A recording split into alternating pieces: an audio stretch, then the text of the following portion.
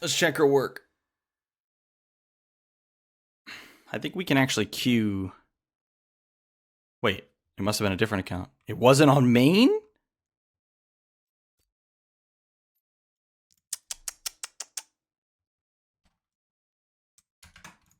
Hashtag rice.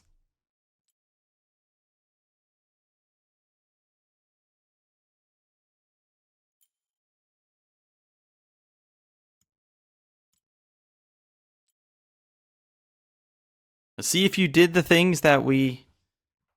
Let's see if you did your homework. Speaking of homework, Lentil, are we building Void Staff or... Alright, let's see what the mid game look like. Where's tier 1? Where's tier 1 tower?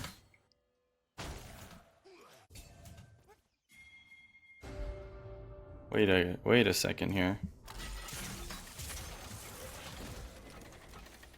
Wait a second. Go stand in the corner. Yes, I am. Good. Feel bad for the MF losing the game? Why would you feel bad for her? She flashed in on top of 5 people in the very last fight.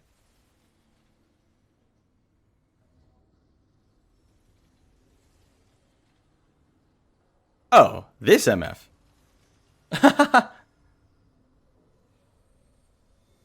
So I have to say, the MF we just played against definitely doesn't deserve no sympathy. But anyway.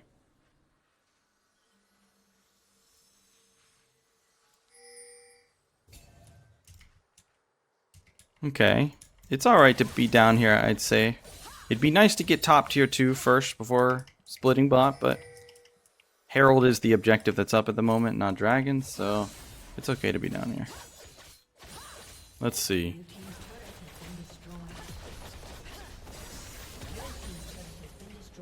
Keep going, keep going. Yeah. Oh yeah, free as fuck. This is a free 700? Huh? Wait.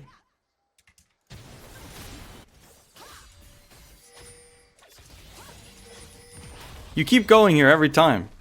You should be taking this every time. Even if someone shows up, no one that shows up here can stop you.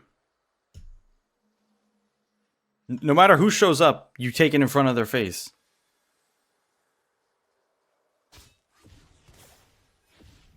Like you seem to do this thing where like you leave before seeing anything. Sometimes, you know, you have to leave early because you know the entire team's coming and you can't do anything. But the entire enemy team was low because they're fighting your team in mid. And nobody that shows up here alone can stop you. And yes, even if you die, it's worth it because it's 700 something gold. And like if you get it now, you can fully focus on getting top tier 2 afterwards. So you don't have to come back down here. But yeah, you're definitely leaving way too early here. Look, see? Yeah, see?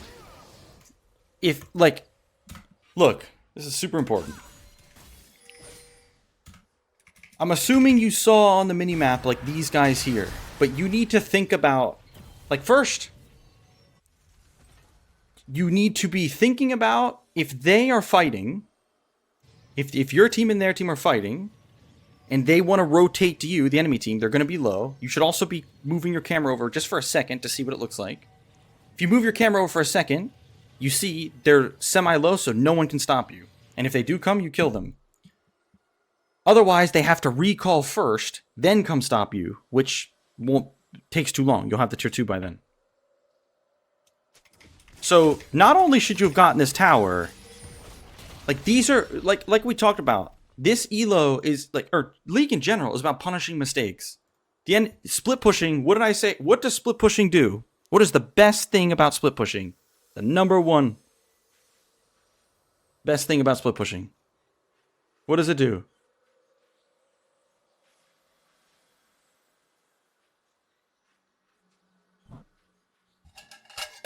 Forces people to make decisions, exactly.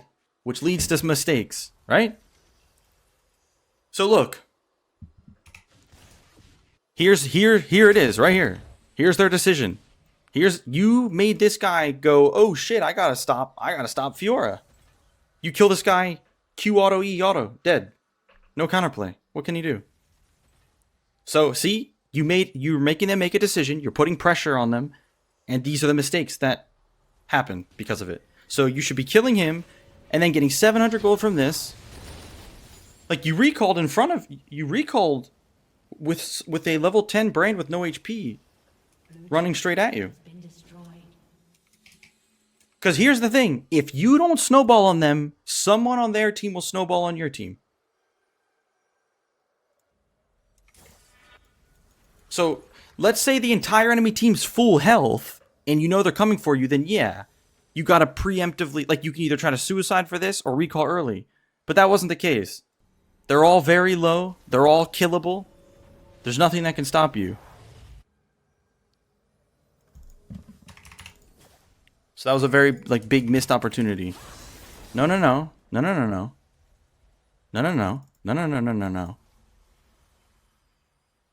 Well, we don't got time for this. You do this when you can't do anything else. If you push this all the way out and you can't go for the tower because it's too dangerous, or like you can't, let's say it's too dangerous to even push this right here, then yeah, you can do this. But this is last resort. Nothing else better to do. You have plenty of other things you can be doing at the moment. Look. If you're running to here, she dies right here. Or at least has to flash. Katarina should not be able to push a wave down here with you around. Now Katarina,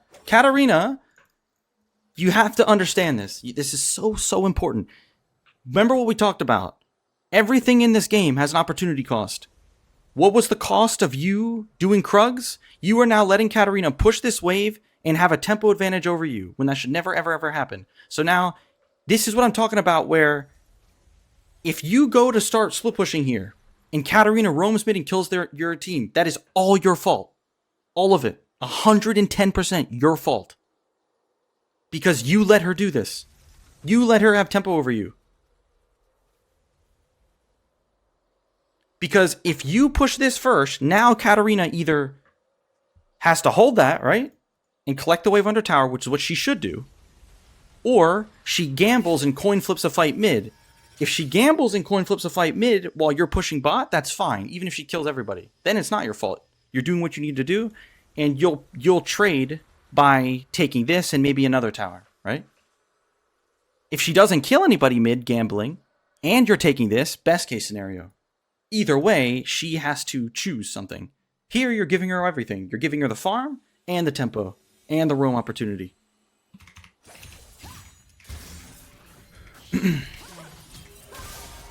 Luckily, she does not seem to know how to play the game, so she's running the complete wrong way.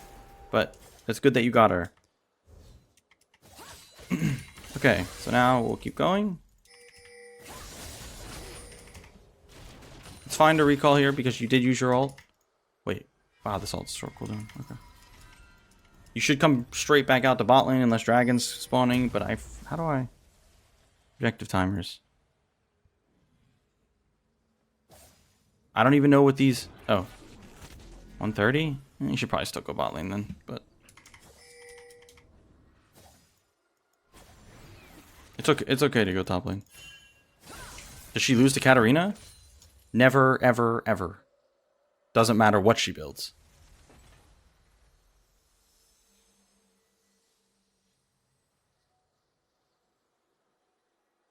Like, it does. Katarina, assassins don't beat Fiora. Nothing really. This is the thing. Not only are bruisers the most broken class in the game, because they can literally fight any other class, but it's the duelist bruiser. It's a bruiser that their name is the Grand Duelist. So there's no world ever, like, to kill Fiora as an assassin, you have to either be extremely fed or outplay the shit out of her, and she has to grief. But anyway, okay, this is fine. Yeah. Oh, okay. You probably 1v2, honestly. Probably could have 1v2'd. Okay, so we can talk about this a bit. So, you had the right idea. This is why I was saying that you should be going bot lane here. Because if the enemy team does have any fucking clue how the game works, which, honestly, this is a coin flip. Okay, let me start over. Let's talk about this scenario as if everybody's playing correctly. Okay? You go bot lane because the most important objective in the game, Baron, is spawning, right? So you go bot lane, you split bot lane. Because it's solo queue and because the entire server has the illness of the dragon illness, it's a coin flip. Who the fuck knows what objective the enemy team is going to prioritize here? It could be Baron or dragon. If they go to dragon, that's great that you're top lane. If they go to Baron, it'd be better for you to be bot lane. So the enemy team decided to be on the top side of the map. You lost the coin flip, and then that's why they're all here. So, the way to avoid this little unlucky scenario is by doing what you were doing earlier here and waiting in the brush until you get more info. That's all. That's the only way around it. But, like I said, if I were you, I would have went bot lane. Because you want to play as if you want to play properly. Because even if the entire enemy team was down here for dragon, you can still split push bot lane. That is fine. And maybe potentially even TP into top lane. But yeah. Now here, once you got, so like there's a world you could 1v2 them. Without the Triforce finished, it might be a little difficult. So what you should be doing, I thought I'd go opposite side of objective. What do you mean?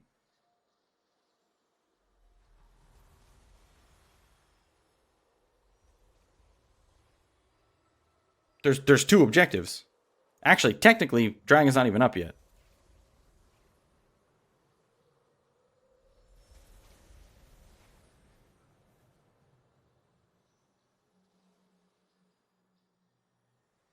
Right. Well, I just covered that. I just covered that entire dynamic and scenario and situation. Why you would go to either one based off of...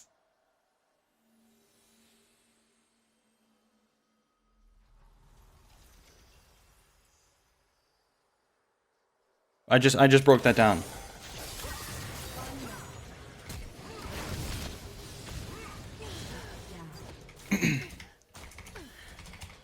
So, yeah.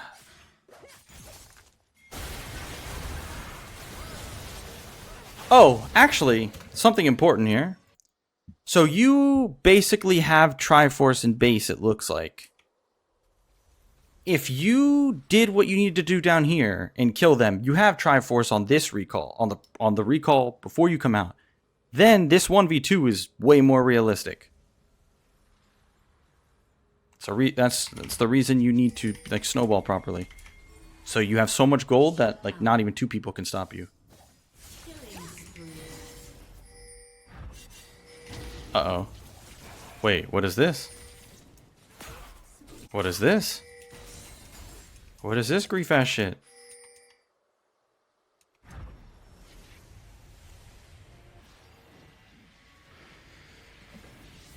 Like this play is fine if you have a TP flank ward. Okay, and your reasoning behind TPing should never be to push them off of dragon. Your TP is not worth pushing them off of dragon. Because if you let them take dragon here, that's fine because you take top tier 2 or get a massive tempo advantage, at least you push the wave all the way out. If you TP behind them and flank them to kill them, that's fine. That's totally fine. But pushing them off dragon, it does nothing. Now you've wasted your TP to get nothing. And it's 20 minutes now. So your TP is extremely valuable so you can be in bot lane and still TP to a fight. So that's just a really, really big waste of your TP. Is it worth to just push the wave all the way up to the turret? That's what I'm saying. Like, if she doesn't TP, she can push the wave all the way to turret, which is very valuable.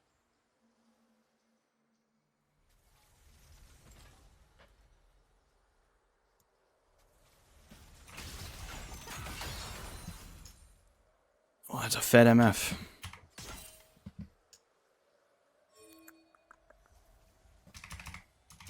Okay. Yeah. Where are you going? You have enough info. We know they have to be in like middle-ish lane, so you can be like sit up here a bit.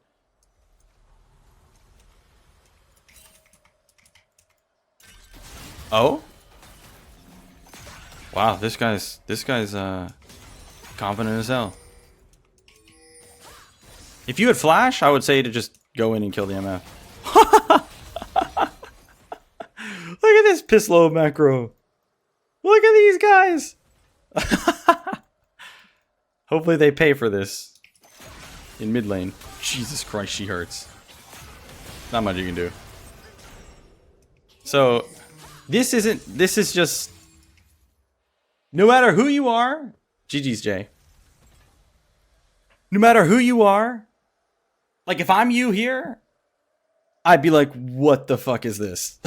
Like, no one can predict. This is the kind of play where it's so bad from the enemy team that there's no way to predict it coming.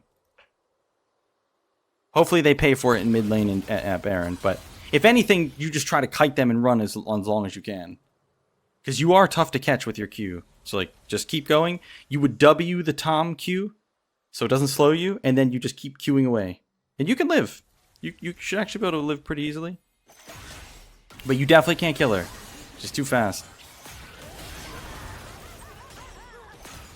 But yeah, that's not really your fault right there. That's just nonsense. But definitely instead, like, try to live and like run away from them. Don't turn, just run. Although, if you don't know that you can't kill her, it's better for you to try like that and realize that you can't. But just like what they did was not good, and they paid for it. So like,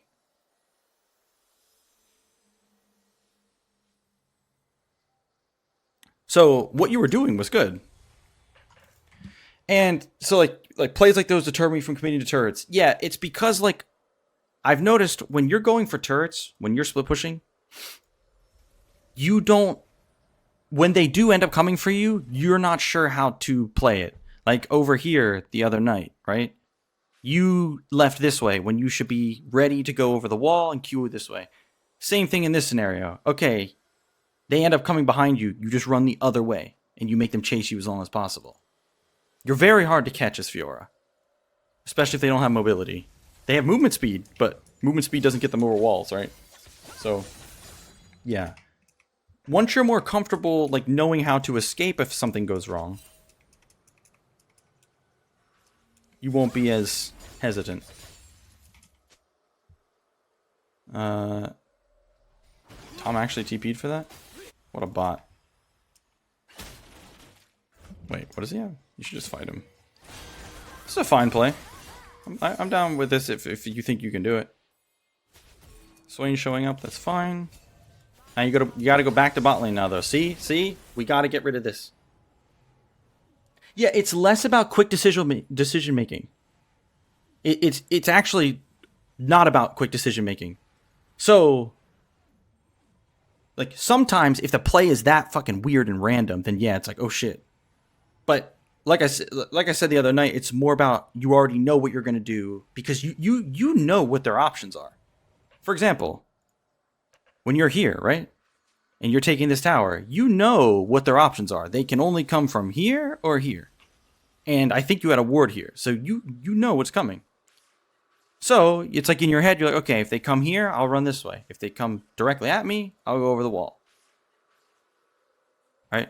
But anyway, we got to get rid of this shit right here because enemy jungler's dead. You just made a decent play where you pushed bot lane. It made Tom TP. And then you used your tempo advantage to try to roam mid. Swain showed up, so you called it off. That's fine. But now you got to go back to here and get that tempo advantage again, and rinse and repeat. This is a waste of time. You don't have this time. Okay? How do they know where you are at all fucking times? Oh, there was a ward there. Jesus Christ. Yo, Jamikin. Thank you, brother. How's it going? Oh. Thank you for the raid. How was the sesh? Okay. This TP right here? It's Jamaican? No, he said it's Jamikin. Wait, didn't he say that yesterday? I might be brain dead. Listen.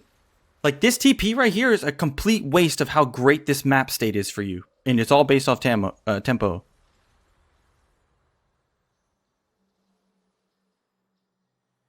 Like, all your teammates are on the map, which is what you want. They're about to push mid. You have this pushed in. They don't have TP. You should be up here pushing, getting ready to TP. You don't have enough gold for it to be worth it to recall. The map state's way too good. Now, yeah, see, look, now, if your teammates fight or anything like that, it's not like you can punish with a split push play. You're gonna be you're too far behind on the tempo curve. See, look. You should already be pushing something. You can even push up here, but like I said, it's a little bit more dangerous. But you can do it. So if you wanted to do this and be on top side, you needed to be here like 45 seconds earlier, because you need to already be up here on this tower when this is spawning. So actually, let's see. It's up in how long? 20 seconds? You're just a little bit late. So 30 seconds earlier. Okay, your pressure is making them want to do something. Good. Yeah, and we take this. Good. Keep going. Nice. Your teammates are doing a good job here. They all died, but they delayed the enemy team a long time. Nice. Yep, take that and run. Good. Q away. Yep. Q again. No. Okay, almost perfect. Almost perfect.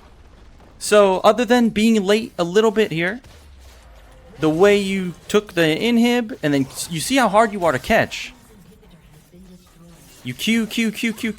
Your Q's 2-second cooldown. So right here, you were so close. If you flashed the Swain E, or you did have Q up, or if you just mashed the shit out of your Q here, you would have lived. Now, it's not the worst thing to die here. You did your job, but you could have lived. And this is why, like, Fiora can overextend as hard as she can. Like, that's why you can overextend so hard. You can live through almost all of these scenarios. Teammates are griefing for dragon, but so is the enemy team. Red team has slain the dragon. Yep, go bot lane. Go. No, don't get baited here. Just go push. Good. Here we go. Pressure. Now we got top lane pressuring for us. Someone just TP'd to here. Who is it? So, like, now you have two options. You can either hit the tower in front of him because you take it extremely fast. Yeah, exactly. You still play too scared. Also, I mean, I think Hullbreaker's fine, but you shouldn't be getting a third. You should be getting Death Dance third, and if anything, Hullbreaker after. Makes it even easier.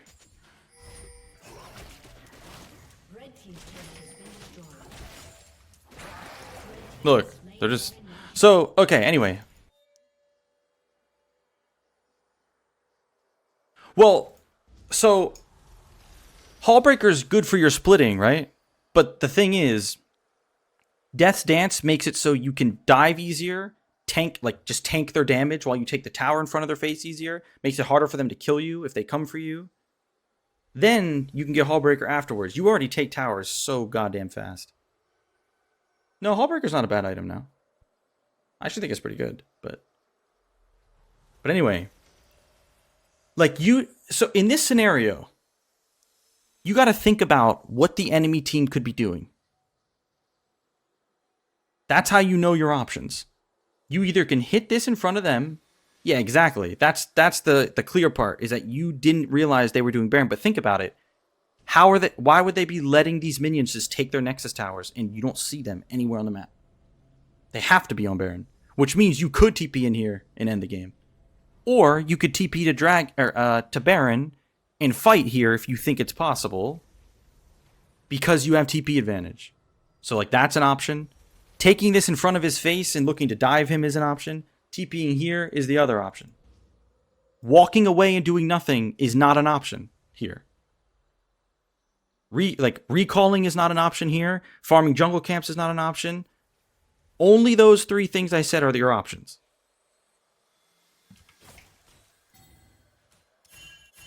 You see? Like, what are you getting? What are you accomplishing here? Red team's turret has been destroyed.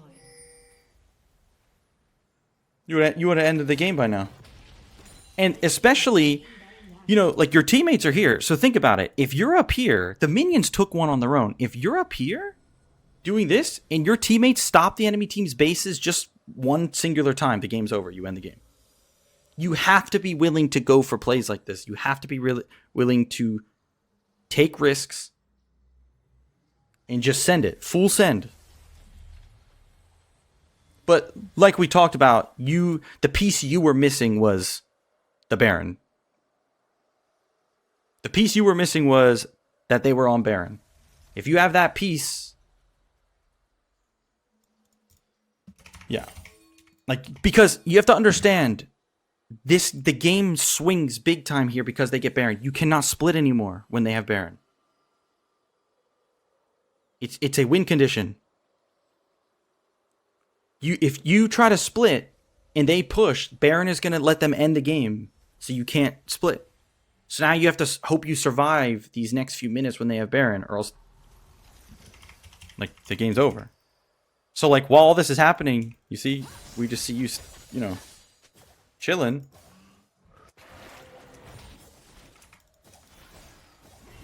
I'm confused how the enemy team lost at this point.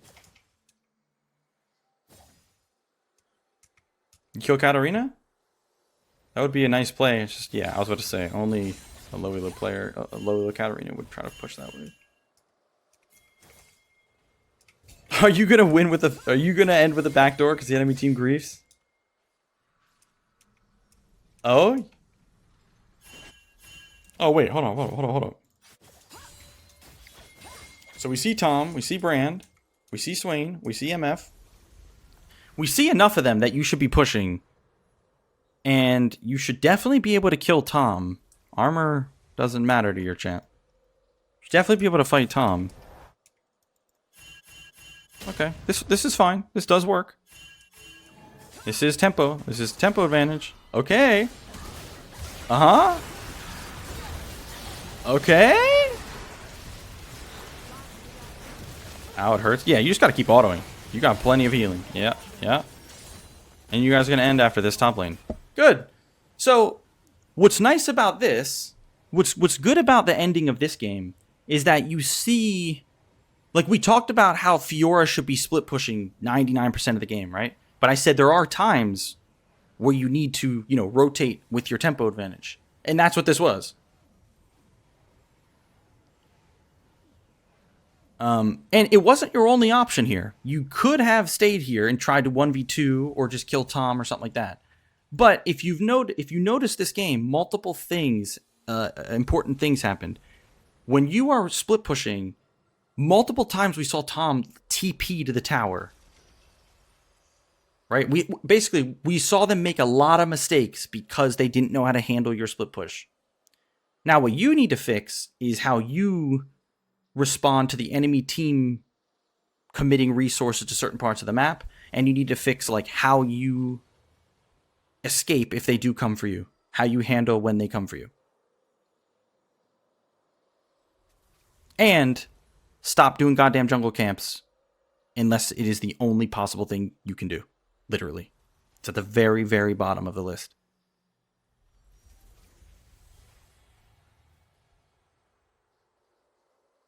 So yeah, not bad. Still got some work to do, but the good thing is, you know, you're seeing it and you're feeling the power of like good macro. All right, let's switch accounts. That's Zasu whenever I'm doing a jungle camp.